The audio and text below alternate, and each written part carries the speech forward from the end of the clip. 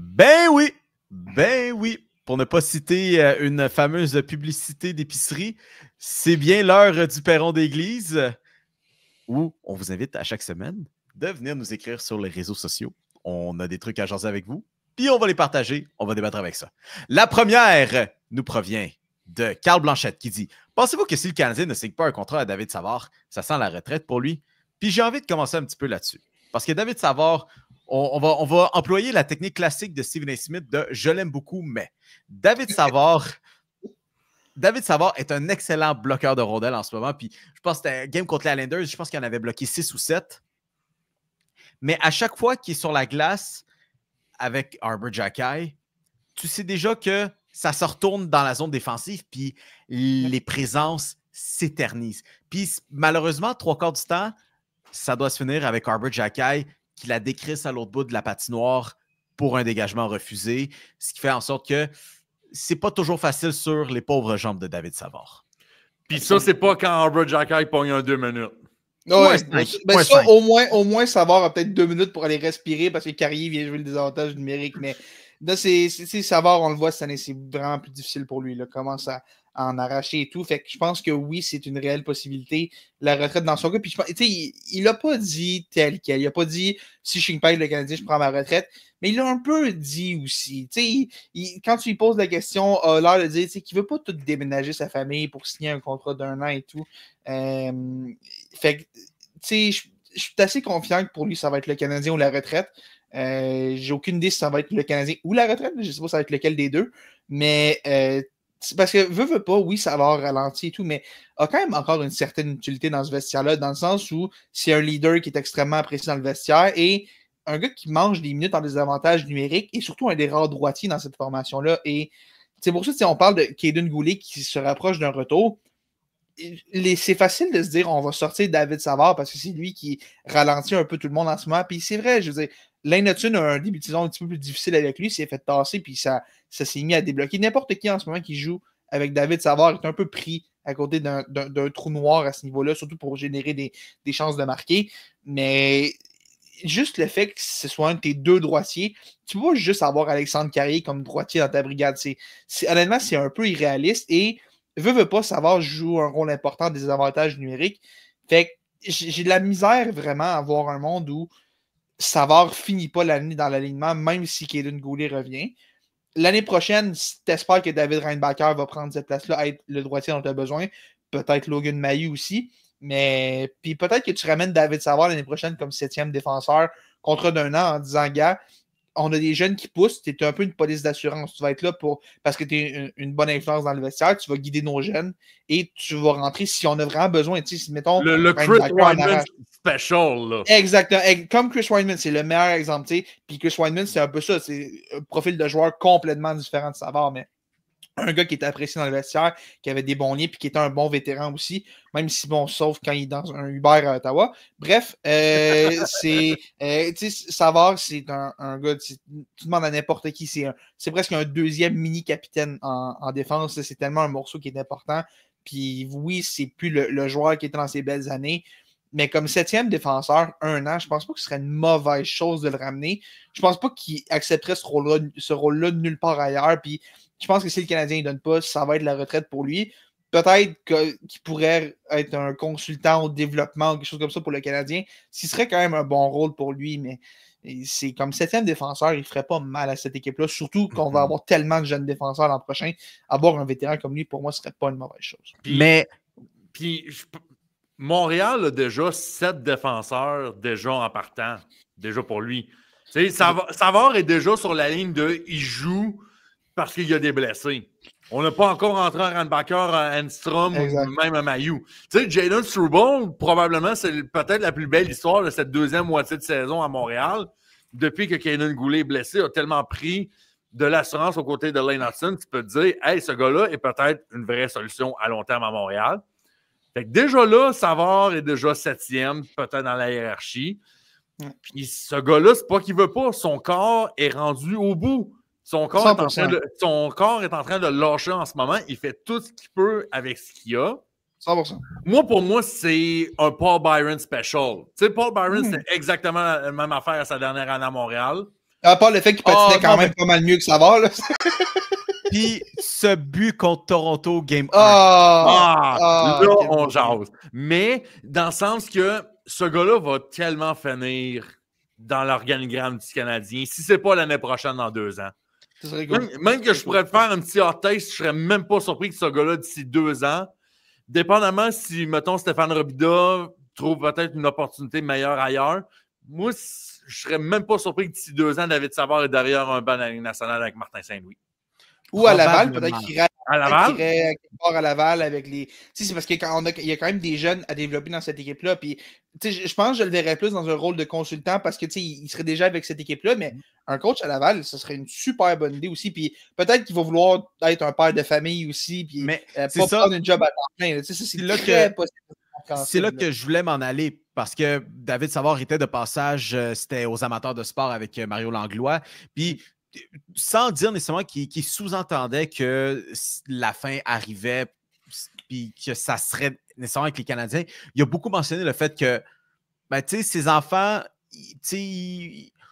sans dire qu'ils arrivent à l'adolescence, mais là, ils sont bien installés au primaire. Là. Ouais. Ils ont leur vie. Puis la dernière chose que David semble vouloir en ce moment, c'est de changer d'équipe ou peut-être même de refaire ce même cycle de je vais être parti pour un total de comme 3 mois dans l'année, pas à la maison pour les enfants. Je pense que David Savard veut cette vie de famille-là. Ben, c'est pour ça que tu me dis consultant, puis je me dis, ça serait si ce consultant en temps partiel ou quoi que ce soit, là, ce serait parfait. Un rôle à la Paul Byron un petit peu, puis peut-être, je sais pas, ça s'arrange, puis la charge de travail ou quoi que ce soit, ça s'arrange en temps et lieu, mais ce gars-là est apprécié dans le vestiaire et a une expérience puis est un mentor tellement important pour ces jeunes-là. Oui, quand Hudson s'est éloigné de Savard sur la glace, ses résultats se sont améliorés, mais personne ne va me faire croire qu'un gars comme Savard n'a pas aidé à mentorer Hudson puis ne pourrait pas aider à mentorer un David Reinbacher l'an prochain. On l'a vu cette année, Reinbacher était blessé une bonne partie de l'année et a passé une partie de son année avec la famille de Paul Byron.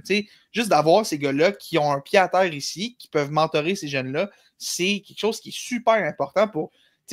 Des fois aussi des gars qui arrivent d'ailleurs. C'est pour ça qu'on parle aussi de l'idée peut-être d'amener Andrei Markov juste pour aider Demidov à s'acclimater ici. C'est pour ça qu'on veut des gars qui s'y connaissent avec le marché. Le Montréal, c'est un marché qui est particulier. Puis ça te prend des gars qui peuvent mentorer ces jeunes-là, les aider. Puis pour moi, David Savard, c'est un gars parfait pour ça. Peu importe la définition de tâche précise, le nom de son poste, le rôle qu'il va occuper précisément. Pour moi, c'est un gars qu'il faut que tu gardes à quelque part dans ton organisation, que ce soit comme septième défenseur, comme coach, comme consultant, name it. C'est un gars qui est important, qui a une valeur pour le Canadien, même ici sur la glace. Il y en a peut-être moins qu'il y en a des jeux. La deuxième question de Perron d'Église, cette fois-ci, qui nous provient de Oli, qui nous dit sur 32 thoughts, Elliot Friedman est catégorique. Houston et Atlanta auront des équipes d'expansion dans un avenir rapproché, ce qui ferait une ligue à 34 équipes. Et on sait que plusieurs autres villes veulent des équipes aussi. La question est, à combien d'équipes de la LNH est-ce qu'on devrait s'arrêter? 32, 34, 36 ou plus que ça? Moi, 32, c'était le chiffre parfait. Moi, je pense qu'il aurait fallu s'arrêter à 30. Tu vois, c'est... 30, moi, je trouvais que 32, c'était parfait parce que tu peux diviser ça par 2, tu peux diviser ça par 4, par 8. Fait que tu sais, tu avais des potentiels tu peux faire 8 divisions de 4 équipes, tu peux faire 2 conférences de 16. Puis ça, c'était un peu ma théorie il y a à peu près une dizaine d'années par rapport quand on parlait des Nordiques de Québec. Moi, j'étais comme, le dossier des Nordiques ne sera pas sur la table tant et aussi longtemps que Gary Bettman ne trouvera pas moyen de réégaliser les 2 conférences. Il manquait 2 équipes dans l'Ouest. On a ajouté Vegas et Seattle. Moi, je me dis, c'est pas avant ça qu'on va régler le dossier de Québec. Là, tu me diras, il n'a pas plus avancé maintenant aujourd'hui et avec raison. Mais 32, c'était juste parfait. Tu sais, 50-50 de la Ligue fait les séries, l'autre 50 fait rien, n'a pas de playoff, rien. Je comprends pourquoi Houston puis Atlanta, on veut s'essayer encore une fois, mais tu sais, ça va s'arrêter où, là, au final, là?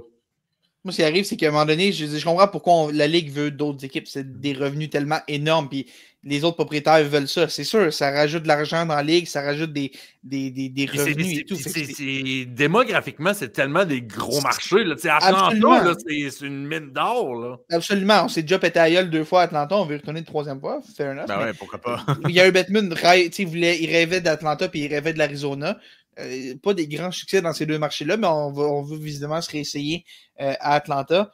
Mais l'affaire, par exemple, qui est dommage au niveau du produit, par exemple, parce que oui, l'expansion engrange des revenus. Ce qui est dommage au niveau du produit, c'est qu'on a une sacrée dilution de talent. Je veux dire, ça fait. Le bassin de joueurs augmente pas particulièrement. Tu as plus de chandails à remplir dans la LNH au grand complet. Fait que tu te ramasses à aller piger des gars qui seraient peut-être dans la Ligue américaine ou quoi que ce soit. Fait que le niveau de ton produit diminue aussi, veut pas. Fait que c'est à se demander si c'est. Je comprends pourquoi, puis ça va se faire, on va se rendre à 34, puis je suis assez confiant qu'on va se rendre à 36, peut-être d'ici une dizaine, quinzaine d'années. La chose que je me demande, par exemple, c'est à quel point le produit va en souffrir, dans le sens où il n'y a pas plein de nouveaux joueurs qui vont arriver pour nulle part. De nulle part pour remplir ces chandails-là. Le calibre va un petit peu baisser. C'est logique. Puis plus tu as d'équipes, plus tu as besoin de joueurs, fait que plus tu te ramasses bas dans le talent qui fait la ligue. Fait que c'est aussi simple que ça. Idéalement. Puis dernière interaction avec le Perron qui, cette fois-ci, nous provient de friend of the show, Mathieu Vachon, qui demande, attendez un petit peu que je le retrouve, qui demande, inspiré d'une discussion avec mon boy Pierre-Olivier Poulain, ici présent à l'émission, quelle équipe serait la plus affectée si elle perdait ce joueur? Le Canadien qui perd Nick Suzuki ou les Sénateurs d'Ottawa qui perdent Tim Stützle? Le Canadien. Est-ce qu'il y a vraiment un débat? Moi, j'ai pas une seconde. Vraiment un débat, sérieusement. Là. Si tu changes la question puis tu mets Brady Tkachuk pour les Sénateurs, j'y pense beaucoup plus sérieusement. Mais Nick Suzuki, non, il n'y a même pas de débat pour moi encore à ce moment-là. C'est ça. Puis juste, en ce moment, regarde l'état du Canadien, OK? Ton deuxième centre, c'est Alex Newhook qui est là par défaut parce que tu n'as pas mieux. Nick Suzuki, ce qu'il fait en ce moment, c'est surhumain. Depuis le retour des 4 nations, ce gars-là est parmi l'élite de la LNH. Ça n'a aucun sens. Il tire presque à lui seul, cette équipe-là, en série en ce moment. Ottawa, oui, Tim Stützle est un excellent joueur. Puis je ne compare pas les deux gars. Peut-être que Stützle est un meilleur, sinon, joueur équivalent à Nick Suzuki. Je préfère un petit peu Nick Suzuki, mais sérieusement, tu pourrais me faire un argument pour Stützle, puis je le comprendrais. Mais même si Stützle disparaît à Ottawa, tu as Dylan Cousins qui est là, tu as Shane Pinto qui est là, tu as Ridley Gregg qui est là, et autour de lui, tu as Brady Tkachuk, tu as Drake Batterson, tu as Claude Giroux qui est encore capable de jouer au centre. C'est ça, tu as encore tous ces joueurs-là, tu as une tonne de talent, puis le Canadien est une équipe qui a beaucoup moins de profondeur en ce moment. Peut-être que dans 5 ans, tu me poses la question, Michael H est développé, on est allé chercher un deuxième centre, Ivan Demidov est un gros morceau qui peut dépanner au centre. Peut-être que dans 5 ans, ma réponse est complètement différente. Mais en ce moment, Nick Suzuki, ce qu'il fait à Montréal, c'est presque surhumain. C'est lui qui tire cette équipe-là au complet. Pour moi, c'est même pas une question que ce gars-là, en ce moment, est tellement essentiel au succès du Canadien. Stützle est extrêmement important au succès des Sénateurs, mais le Canadien serait même pas proche d'être une équipe de série si Nick Suzuki n'était pas là. C'est aussi simple que ça. Je fais juste rappeler, Nick Suzuki n'a pas manqué un seul match depuis qu'il est dans la Ligue nationale. Tu sais, on parle qu'apparemment c'est surhumain, mais on dirait qu'il fait un effort surhumain depuis le premier jour qu'il est arrivé à Montréal. Et puis tu penses le nombre de fois qu'il aurait pu s'inventer une blessure pour pas être ramassé à jouer avec Rem Pitlick et Denis Gourianov, là? Sérieux, il aurait tellement pu s'inventer une blessure pour pas se taper ces matchs-là de marde, là. Mais non, il était là, match après match, a jamais manqué un match. Même pas infecté par la COVID, rien pantoute. Depuis 2019, ce gars-là n'a jamais manqué un match dans ce qui est possiblement, avec la NFL, là, la ligue qui est la plus physiquement exigeante au monde. Ce gars-là n'a jamais manqué un seul match. Et on est passé à un Carey Price près qu'il manque peut-être quelques matchs. Oui, c'est vrai. Ça, c'est vrai. Mais tu sais, le nombre de fois aussi que Suzuki joue des minutes tellement immenses. Là, je veux dire, c'est du 20-24 minutes. C'est pas comme s'il jouait du 13-14 minutes, qu'il jouait presque pas, ou comme Patrick Laine qui se la coule un peu douce à 55. Puis non. Powerplay, il joue les 2 vagues de powerplay, il joue une tonne de minutes à 5 contre 5, il joue du désavantage numérique en plus. Overtime, c'est sûr qu'il est là. Tu sais, de barrage, c'est sûr qu'il va tirer aussi. Ce gars-là est tout le temps sur la glace. Tout le temps sur la glace. Ce gars-là est tellement important en ce moment. Puis il n'y a pas de deuxième centre. Il n'y a pas de deuxième centre derrière lui. C'est Alex Newhook. Mais Alex Newhook avec Cole Caulfield et Juraj Slafkovský, ces 2 gars-là ne font rien. On l'a vu l'année dernière. Par contre, je serais curieux de voir le résultat. Tu sais, Alex Newhook, c'est pas Nick Suzuki, loin de là. Mais ce gars-là a tellement une vitesse que je me demande juste voir qu'est-ce que ça pourrait amener. Je suis juste curieux de l'expérience. Moi, le jour où Alex Newhook, sa tête va penser aussi vite que ses pieds, ce gars-là va être un sacré joueur. L'affaire, c'est qu'il commence à être un petit peu tard dans son développement pour ça. Je pense qu'Alex Newhook, on le voit, c'est le joueur qu'on a en ce moment. Puis, dans le meilleur des mondes, je pense qu'il peut avoir un impact à la Paul Byron pendant une couple d'années. Ça peut être un excellent élite troisième trio, peut dépanner sur un top 6. Pas aussi bon défensivement que l'était Byron, mais un peu plus offensif peut-être. Mais tu sais, c'est pas un premier centre, Alex Newhook. Même c'est pas un deuxième non plus. Là. 2 choses. Shout-out aux fans de l'Impact. Je me dis, on peut faire une référence à l'Impact de Montréal. Alex Newhook est le Dominic Oduro du Canadien. Wow! Nice. J'adore. Quelle référence, bravo. Et deuxième affaire, et je vais conclure là-dessus, moi, ça me fait drôle que Félix parle de Michael Age comme deuxième centre parce que Bro passe la dernière semaine à dire qu'on va aller chercher Michael Age pour aller chercher Matthew Beniers à Seattle. OK, non, attends. Je dis que si une équipe, si le Canadien veut vraiment un deuxième centre cette année, un gars comme Beniers, un gars, n'importe quel deuxième centre que vous pouvez vous imaginer, ça va coûter cher. Puis si je suis n'importe quelle équipe que le Canadien m'appelle pour mon deuxième centre, ou même mon premier qui veut l'utiliser comme deuxième, c'est sûr je demande Michael Age. Puis je pense que le Canadien va devoir. Je veux pas que Michael Age parte, mais je m'attends à ce que ce soit une réelle possibilité. Mais la propagande Matthew Beniers, deuxième centre à Montréal. Ça, avec n'importe quand. Ça, vous pouvez me compter là-dessus. Matthew Beniers, j'aimerais tellement ça que ce soit mon deuxième centre. J'adorerais que ce soit le deuxième centre du Canadien. Si Seattle peut regarder ça et se dire drôle de production en début de contrat, un contrat de 8 ans, Shane Wright, ça va bien, peut-être qu'on essaie de se tasser ce contrat-là parce qu'on ne l'aime pas. Donnez-moi Matthew Beniers n'importe quand comme deuxième centre, n'importe quand. Mm-hmm. Et mesdames et messieurs, c'est ce qui met fin à cette programmation de la Triple Menace. Juste avant qu'on se quitte, on a quand même le joueur de la semaine, la réponse pour vous. Donc, un ailier de 18 ans qui porte le numéro 2 qui joue, hein? Mais c'est quoi ce logo? Mais ce sont les Blue Devils de l'Université Duke. Alors, cette fois-ci, on ne se retrouve pas dans le sport professionnel, mais le sport techniquement amateur. Félix, de qui parle-t-on aujourd'hui? Fallait rendre hommage au March Madness quand même, et on a pris le meilleur joueur qui joue au March Madness en ce moment, Cooper Flagg, qui va être probablement le premier choix au prochain repêchage de l'NBA, à moins d'une énorme surprise. On l'a vu avec Duke, cette année a été un joueur extrêmement dominant. Cette semaine, d'ailleurs, certains qui le comparaient à un Kawhi Leonard dans son prime, c'est ça que la comparaison que certains ont pour Cooper Flagg. Ce qui va mener Duke à un premier championnat au March Madness depuis 10 ans. On va surveiller ça dans les prochaines semaines, mais c'est un espoir extrêmement prometteur. Cooper Flagg. Se faire comparer à Kawhi Leonard, j'espère que les médecins ne sont pas en sueur présentement. On va espérer, on va lui souhaiter moins de blessures. Puis c'est pour ceux qui l'ont jamais vu jouer le March Madness, excellente opportunité de le faire. Ce gars-là donne un bon show. Il est un petit peu blessé au genou, par exemple. La cheville, c'est la cheville, je pense. C'est déjà commencé. Il était blessé un petit peu à la cheville, donc on va voir si ça va. On va espérer que ça affecte pas trop ses performances, mais à la ça a l'air de bien aller. Je ne suis pas trop inquiet pour Cooper.